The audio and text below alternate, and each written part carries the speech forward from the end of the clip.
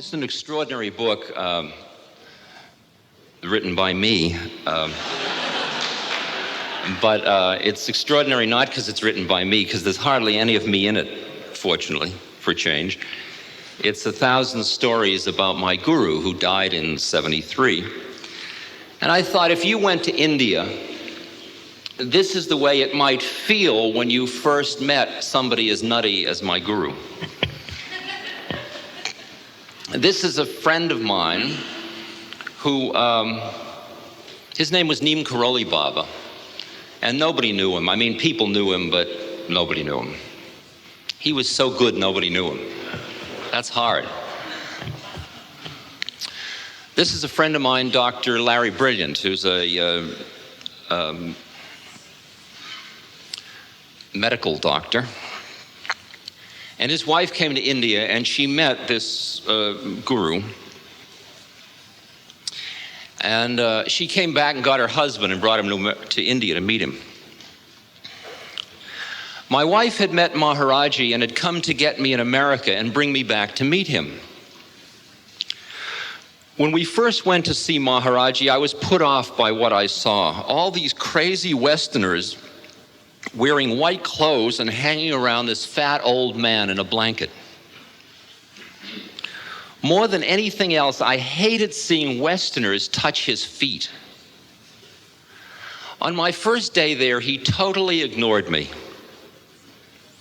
But after the second, third, fourth, fifth, sixth, and seventh day, during which he also ignored me, I began to grow very upset.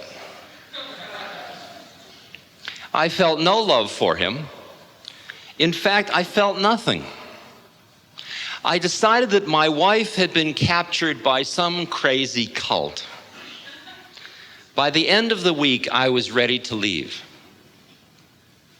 We were staying at the hotel up in Nainital, and on the 8th day, I told my wife I wasn't feeling well. So that he didn't have to go see the guru. I spent the day walking around the lake, thinking that if my wife was so involved in something that was clearly not for me, it must mean that our marriage was at an end. I looked at the flowers, the mountains, and the reflections in the lake, but nothing could dispel my depression. And then I did something I'd never really done in my adult life. I prayed. I asked God, what am I doing here?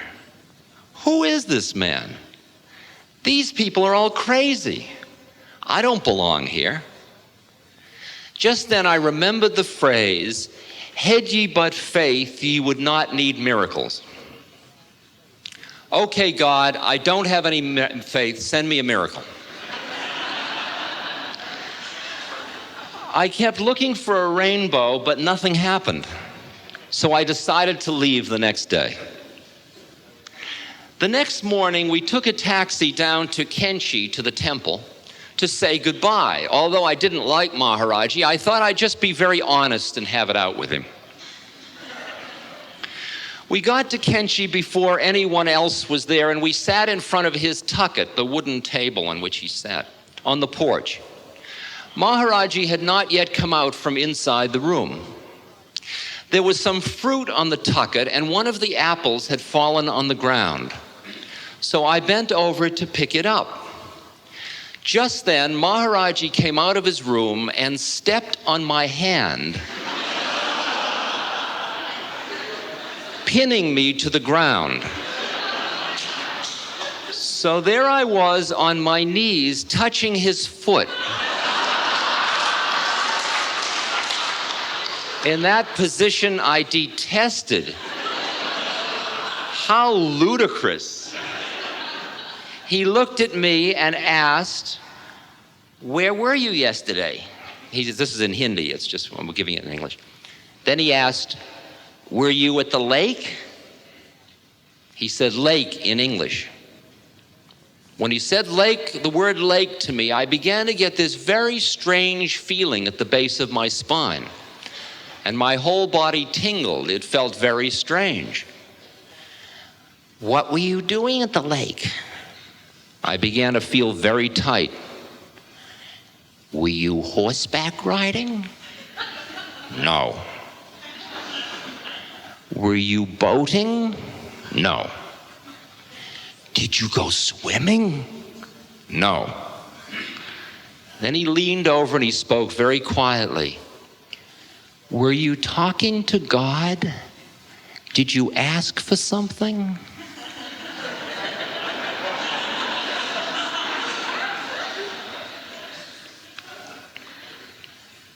When he did that, I fell apart and started to cry like a baby. He pulled me over and started pulling my beard and repeating, did you ask for something? Did you ask for something? That really felt like my initiation. By that time, others had arrived and they were around me, caressing me, and I realized that almost everyone there had gone through some experience like that. A trivial question such as, were you at the lake yesterday? Which had no meaning to anyone else, shattered my perception of reality. That was my welcome. After that, I just wanted to rub his feet.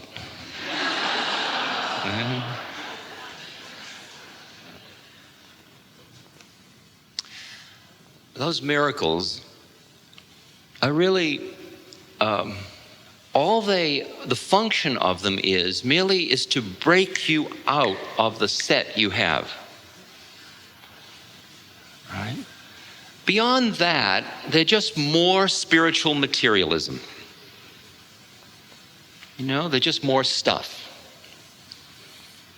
I went to see a man named Satya Sai Baba, who's a very beautiful man in India, and he does miracles all the time. He's known as kind of a miracle Baba.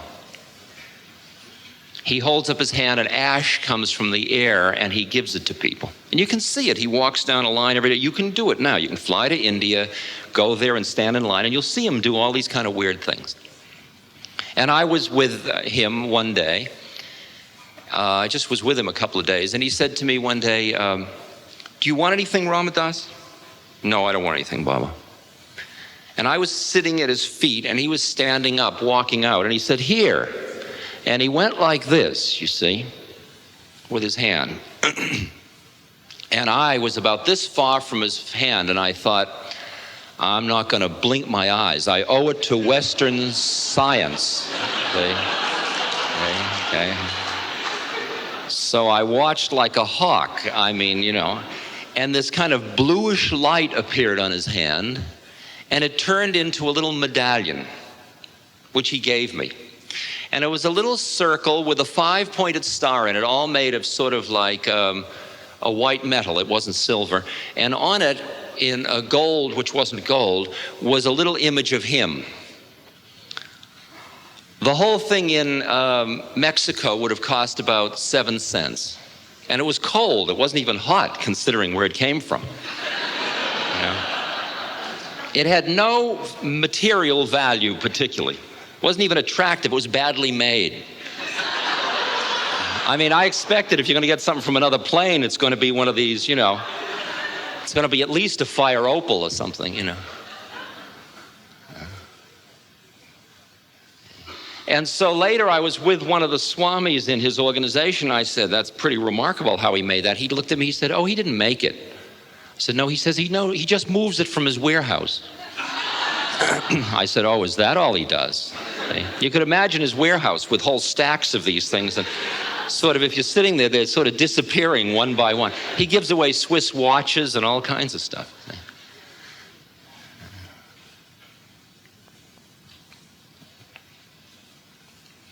I can spend all day telling you miracle stories, and they are just so mind-boggling. They just play with your head so much.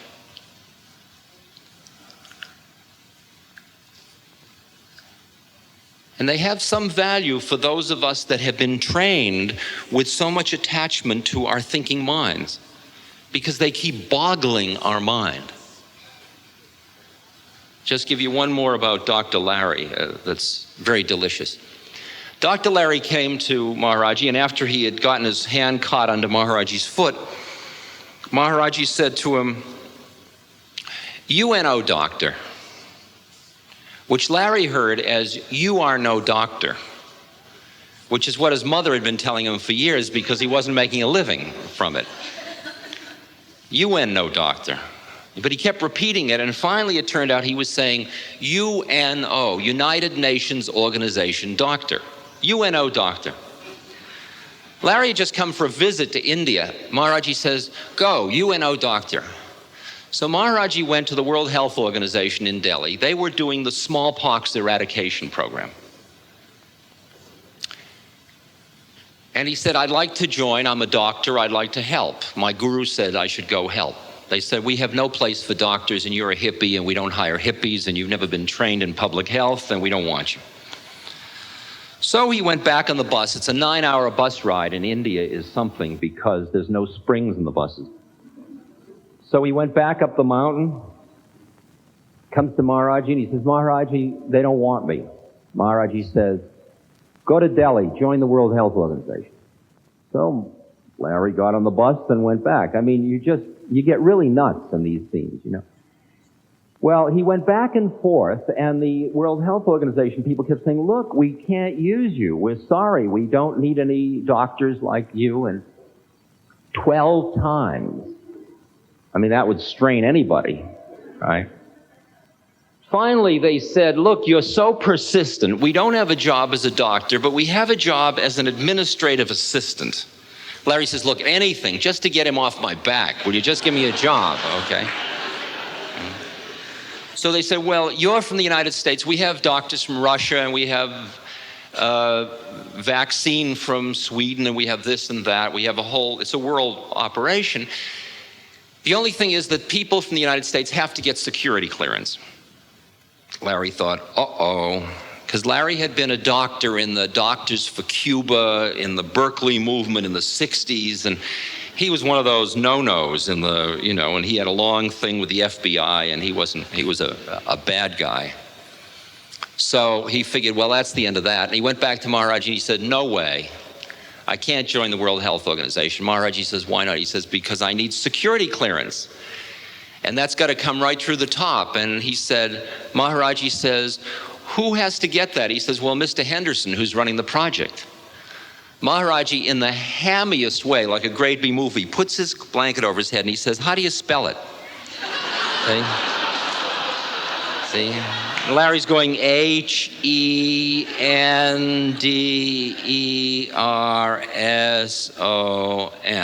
Henderson. Henderson. Teak. Go to Delhi, join the World Health Organization, see? Now, I'm going to tell you the story. You don't have to believe any of this stuff. It's all nuts. Just assume I'm psychotic and it's a pleasant day at a mental hospital. Okay. But at that moment, there was a cocktail. At that moment, if you do time changes, there was a cocktail party in Switzerland, which was being attended, it was for the smallpox program. Henderson was having the party, and present was Clarence Kelly, who was acting director of the Federal Bureau of Investigation in the United States. Okay? And at that point, Kelly said to Henderson, "How's the program going?" Henderson said, "Oh, it's going fine. We've really got it down to Bangladesh and India, and we're going to get rid of smallpox."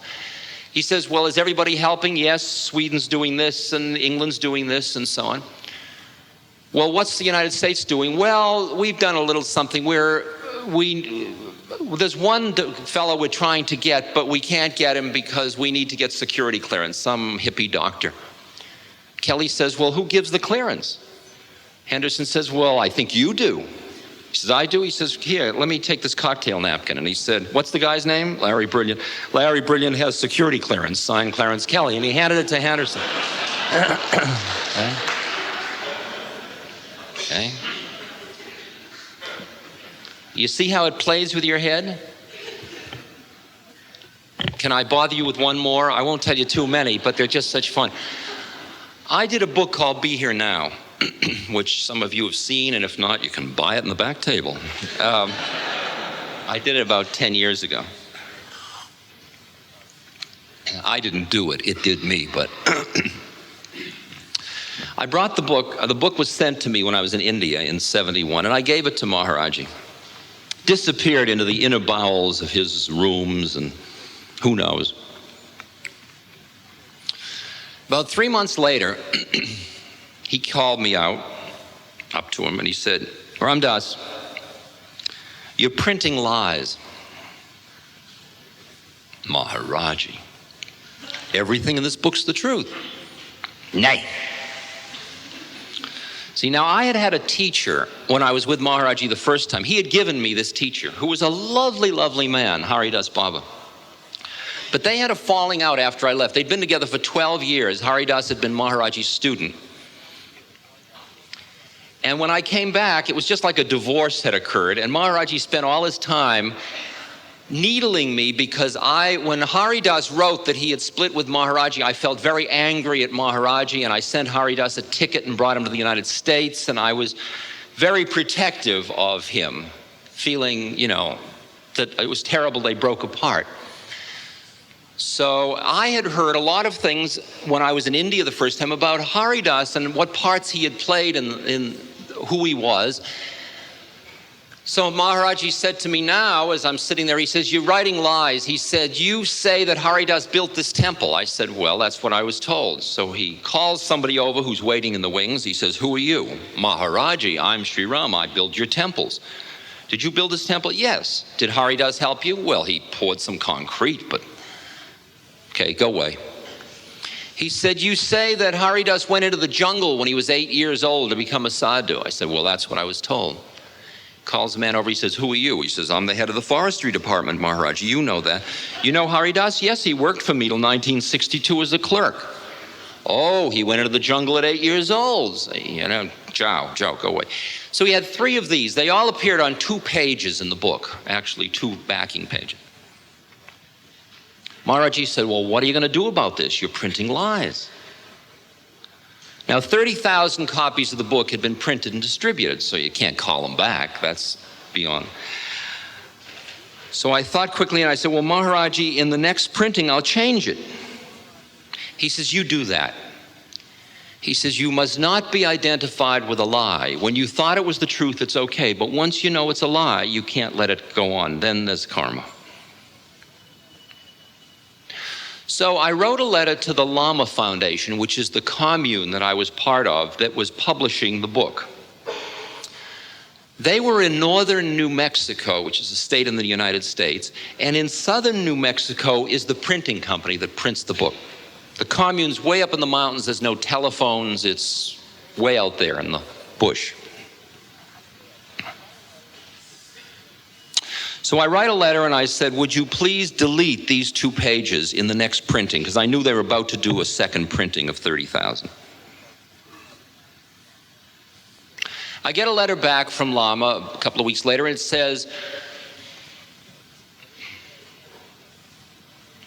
"Your letter arrived just when I returned back from Albuquerque, from where the printer is. And I had been with him, and we had agreed on the second printing, and he had put the job on the press. It's a web press that does almost the whole book at once. It's a huge, big press. And they were going to run it as I left, and then I was on the road 2 days, and by the time I got back here and got your letter, it would be too late. We'll change it in the next printing. We can't, these 30,000 will have to be the way they are, because the book comes all bound, and you can't take a page out. You got to throw away the book. And a 30,000 printing is about, $30,000, about $1 a copy. So I pick up the letter at the mailbox at the post office at around 7:30 in the morning. I get on the bus to go out to the temple. I get there around 8:15. I get off, I walk into the temple. As I'm walking into the temple, Maharaj-ji's yelling from across the courtyard, "What does the letter say? What does the letter say?" You figure if he knows there's a letter, he must know what it says, you see. But you got to play it out as if you don't, see. So you say, "Well, they say that the thing is already printed and they'll change it in the next printing." He looks at me and he says, "Change it now." I said, "Well, Maharaj-ji, that would mean throwing away 30,000 books and that would be, I changed it into rupees, And I said, that would be 240,000 rupees. And everybody, all the Indians went, "Oh!" you know. And Maharaj-ji said, change it now. Money and truth have nothing to do with one another. So I thought, wow, it's going to bankrupt Lama and me, but it's his book. Those are the rules of the game. He says, go, do it now. And he threw me out. And I thumbed a ride with an army truck, and I went back up to the town, and I went to the cable office, and I cabled, and I said, throw out all the books, those pages that are to be changed, nothing more is to be distributed with those pages. That's the rules of the game. Forget the money, we'll work it out later. I get a letter back about a week later from Stephen saying, the strangest thing happened. Your cable arrived. When we went to the post office, your cable was there along with the letter from the printer. He said that he had put the job on the press as you were leaving, as I was leaving, but it turned out that one plate was missing. So they went into the file to get the original of that plate to reproduce it, to make a new plate, and the original was missing too, which was a picture of Maharaj-ji. And they didn't know what to do, so they took the whole job off the press, so it hasn't been printed yet, and they're waiting for further instructions. So the entire change cost 1 cablegram and 1 telephone call. But look at the teaching in that one. Now, could that silly old man up there in the blanket on the mountains have been in the files of the Albuquerque Printing Company? I mean, how do you do that? Did he hypnotize the printer?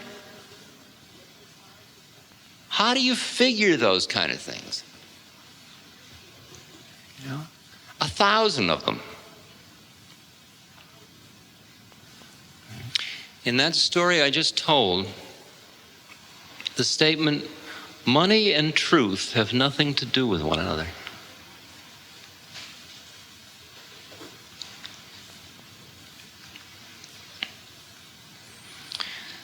Interesting statement, truth gets you high.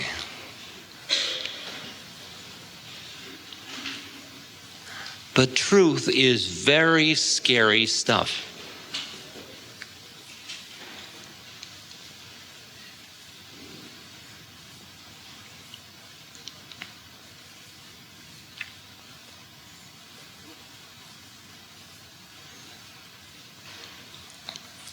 See, a lot of people come to me and they say, Ram Dass, I really want to become free. I'd like to become enlightened. I'd like to be with God. Would you help me?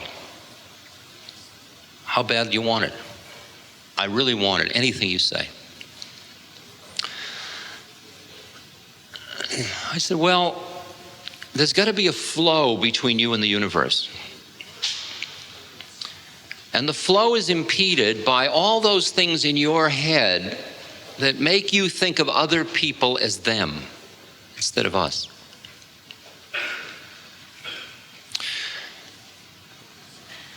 Now,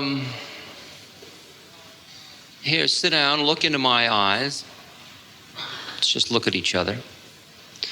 Now, you don't have to be open with everybody. You've got to be capable of being, but you just don't go around telling the truth to everybody because most people don't want to hear it. How do you like my dress? It stinks. So you don't do that kind of thing. But you've got to be capable of telling the truth if the situation arises. This is the situation with me at this point, with this person.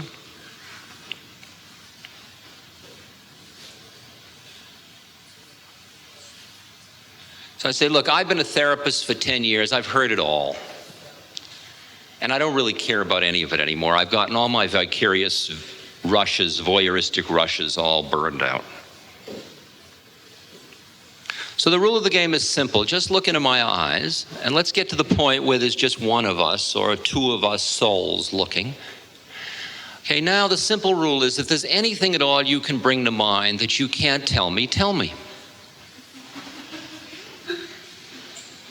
Now close your eyes for a minute and imagine playing that game. I'll repeat it. if there is anything that you can bring to mind that you would have difficulty sharing with me, share it.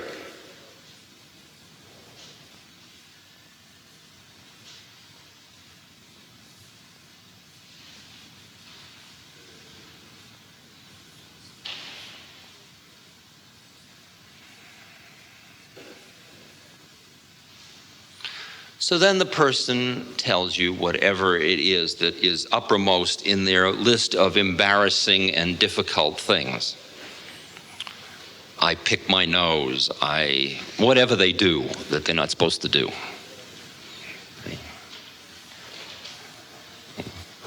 And you keep looking right in their eyes, and you run through, like somebody will look at you and you'll say, if there's anything you can't tell me, and they'll say, I want to have sex with you. And inside me goes, see. So I sit there working with my until it's all cooled out. Right, and here we are. And that one's that one. And it just came and went. We just dejuiced it, if you will. Or in Freud's terms, we've decathected that thought. Because you can imagine your mind having all these little things you can't tell anybody, and each of them is in a little room, and it has a guard outside the door. And every time you think of that thought, everybody becomes them. Couldn't tell them that. Okay. But what I realized, that Maharaj-ji knew everything in my head. And he still loved me. And what more could I transmit to other human beings than showing them that all their stuff is just stuff, and I'm still right here, even with their stuff. I have to do it in this more mechanical way because I can't read their minds and all that stuff.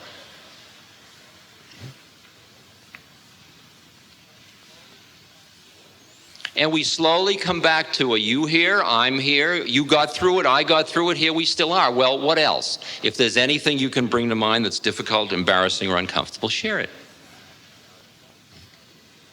And there's aggressive stuff and sexual stuff and dependency stuff and all the usual run of the human condition. Okay, we've all got it. If you can't think of anything, watch it.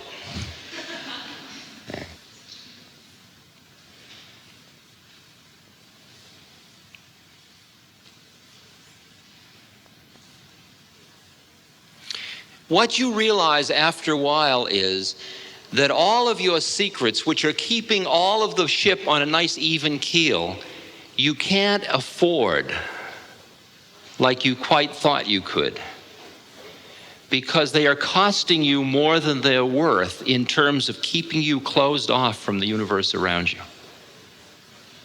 I do marriages. I don't do a lot of them. I'm not even a legal marrier. I'm a kind of an under-the-table ersatz marrier, okay? People come and say, Ram Dass, would you marry us? I mean, would you perform the marriage ceremony?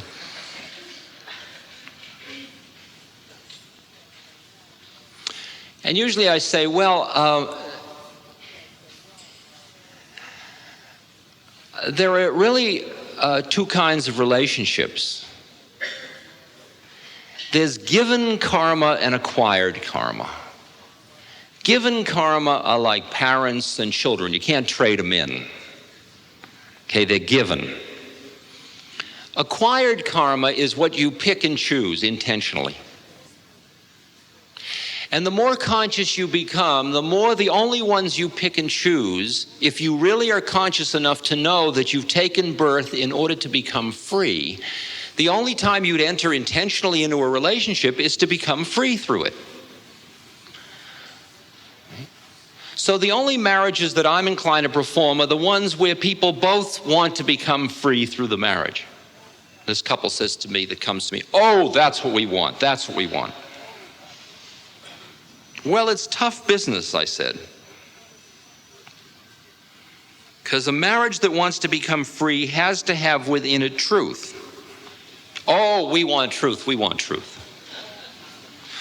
Well, the problem with truth is that we are all these kind of animal, human, unconscious. We all have all this kind of stuff going back and forth. You might look at your partner and suddenly they look like a skeleton.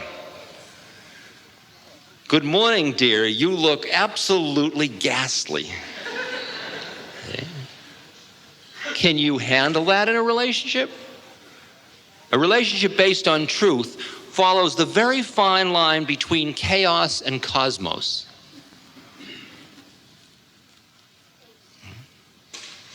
Oh, we want truth, we want truth. You sure? Yes. Okay, would you face each other? Said to him, if there's anything you can't tell her, would you tell her? Let's just clear up all the past stuff quick.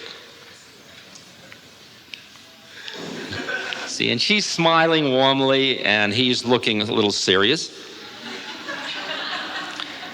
And he said, well, when you and I started going together and we agreed we wouldn't see anybody else, I was over at Kathy's one day,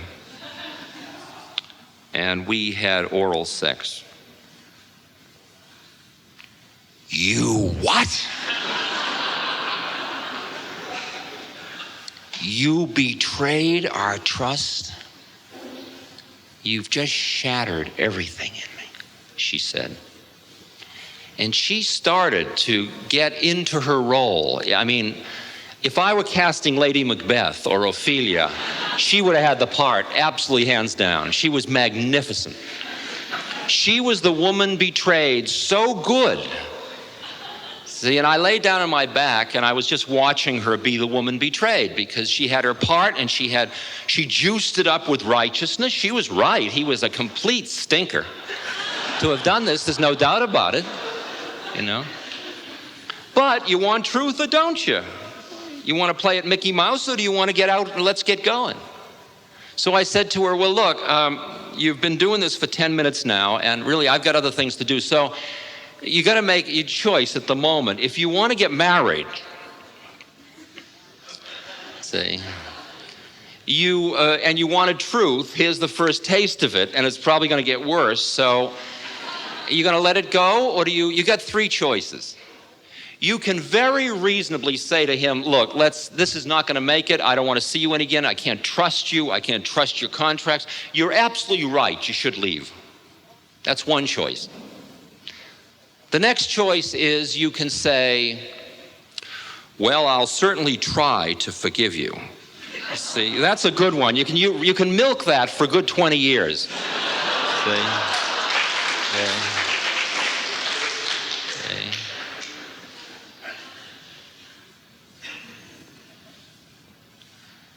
Or you can say, okay, here we are. You were truthful. Let's go on. Truth is scary. Because truth keeps shattering your models of how you think it ought to be. Now, several years later, they have 2 children. It's all fine. It's still chaos and cosmos.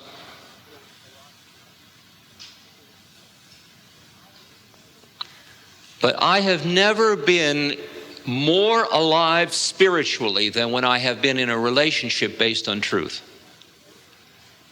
But if you're going to use relationship as a spiritual sadhana, now there are many ways of being in a relationship. You can get into a relationship just because it's psychologically comfortable, gives you a good secure base, feels comfortable, it's economically cheaper to live as 2 than 1. You're turned on by your partner. All those are good reasons to come together. They all pass in the night sooner or later. But they're good ones. And you can have a nice relationship and sort of put it on the back burner and then say, well, dear, I'm going off to meditate today because that's my method. If, on the other hand, relationship is going to be your method, it can't go on the back burner. You wake up in the morning and you get into this place where I wanted to be intimate and you didn't, and I'm hurt, and you pull in a little bit, and then the alarm rings, well, gotta go to work, here we go, good morning, you want toast? And what happened to all that stuff? Well, it's not convenient to deal with it now. We've got the kids, we've got to get to work. We'll deal with it later. When relationship is your vehicle, it's on the front burner. You don't deal with it later. You miss work. The whole thing falls apart. When it's not truth, when it doesn't feel living, you scream. That's scary stuff. Most people talk about, I want a tantric relationship.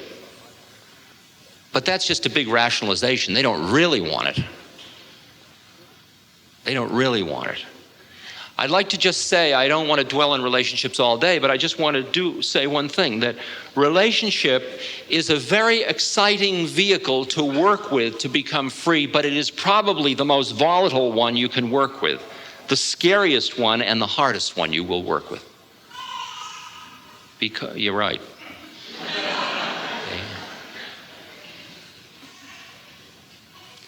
Because you're working with all of the juices that carry you into deception and that catch you, all your desires.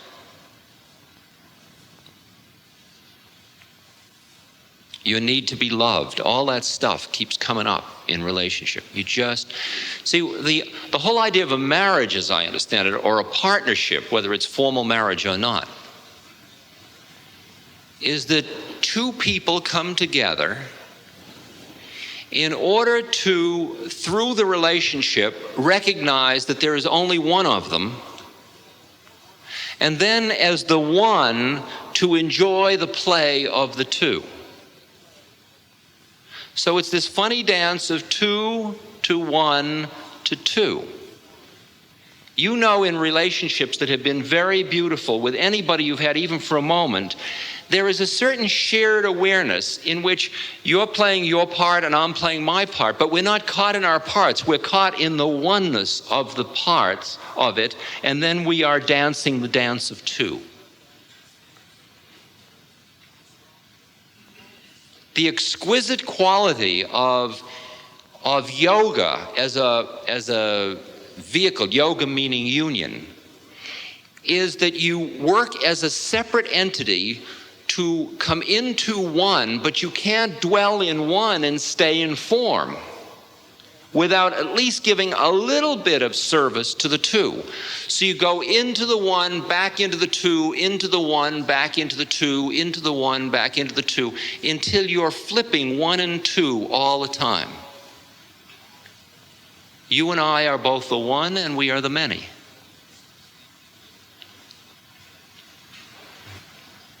The relation to God, for example, for those for whom God is their devotional method, is, God, I love you, I love you, I love you. And what do you do with your beloved? Like in sex, for example, you merge with your beloved. Like in sexuality,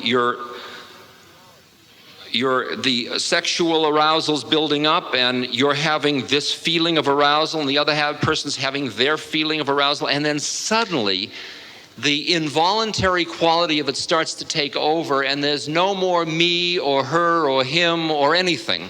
There is just a happening. There is isness. And then in the United States, at least, a moment later, the neurosis takes back over and you say, did you enjoy that? Or something like that. Okay. Jolly good, don't you think? Well, you must meet again sometime.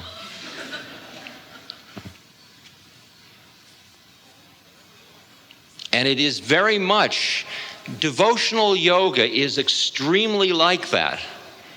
You get a feeling like you are so in love with the beloved that it gets so that with each breath, you merge in, back into the unmanifest, back into the one, and then you come back into the form, into 2. 1, 2. 1, 2. 1, 2.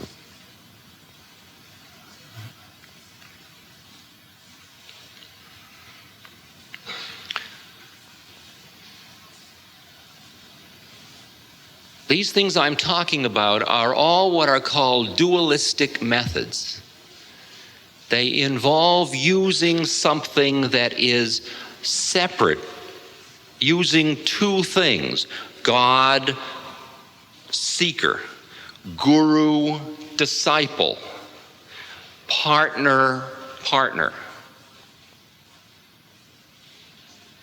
And through that dualism, you come into non-dualism, where there is no partners, there is no God and seeker, there's no guru and disciple, there's just...